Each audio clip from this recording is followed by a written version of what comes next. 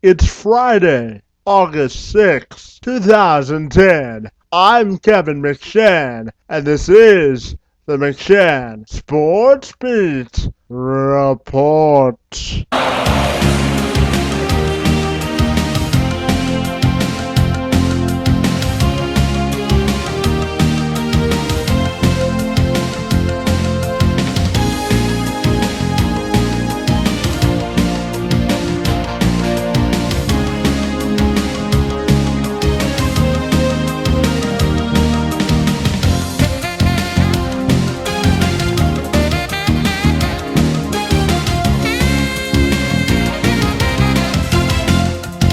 Without leaps of imagination and dreaming, we lose the excitement of possibilities. After all, dreaming is a form of planning for the Big Ten Conference and its fans. The possibilities are now endless, now that they've added their elusive 12th team in the Nebraska Cornhuskers, which will allow the conference to host their first conference championship game in their 24-year history, which will hopefully return the conference to a position of national prominence and get the rest of the country reinvested into Midwest football. Another piece to the puzzle to the Big Ten's renaissance came together on Thursday when conference officials announced that Lucas Oil Stadium in Indianapolis will be the site of the Big Ten's first conference championship game. The first conference championship game will be scheduled for 2011 when the Cornhuskers officially join the conference. The Big Ten also announced on Thursday that they'll spend the next 30 days in negotiations with Indiana Sports Corporation as they attempt to work out a one-year deal so Indianapolis can host the initial event.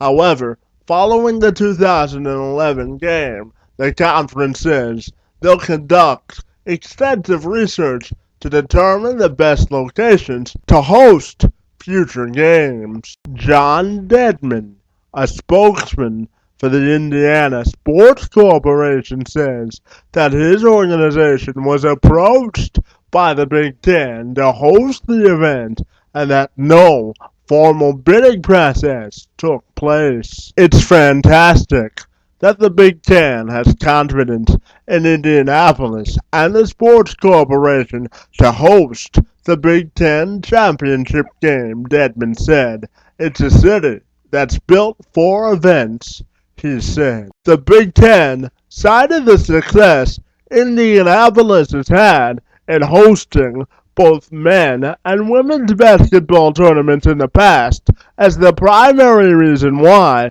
they selected the stadium to host the event. Lucas Oil Stadium is also slated to host the Super Bowl in 2012, just months after they host the championship game for the Big Ten. Big Ten Commissioner Jim Delany says that the conference is excited to host their first conference championship game in Indianapolis. We're excited to work with Indiana Sports Corporation and the Lucas Oil Stadium to finalize an agreement to hold the inaugural Big Ten football championship game in the city of Indianapolis, Delany said in a statement. Delany also reiterated the conference's commitment to work with other regions throughout the Midwest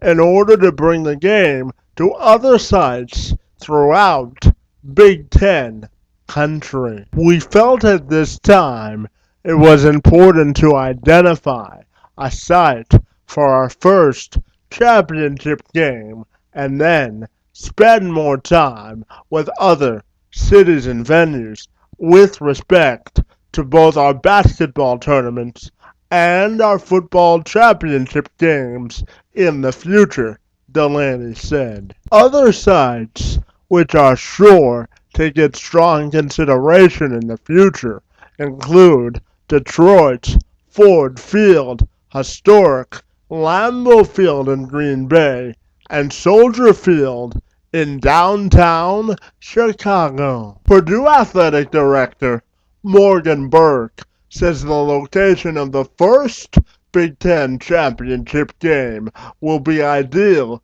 for all parties involved. Lucas Oil Stadium is a state-of-the-art facility centrally located in the heart of Big Ten country. It's a proven entity in the athletic world.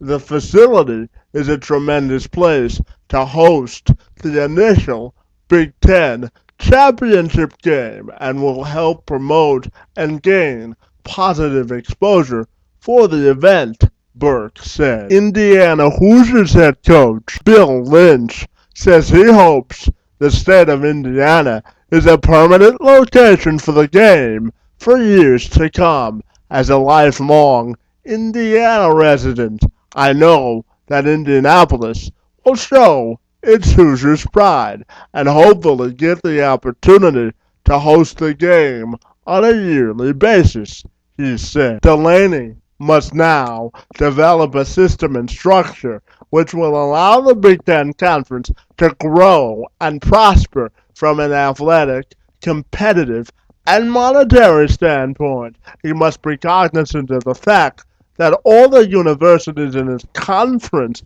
depend heavily on the revenues generated by their football programs in order to run their entire athletic department. He must do everything he can to grow the conference from a national perspective, preserving traditional rivalries such as Michigan State and Ohio State will also be an essential component to the new look Big Ten. Also, how many games will each team in the conference be required to play? Will they go to a 9-game schedule, or will they stick with the traditional 8? Also, how will the divisions be divided? Will it be East and West, or North and South? Or does Jim Delany have something else up his sleeve? Only he has the answers to those questions.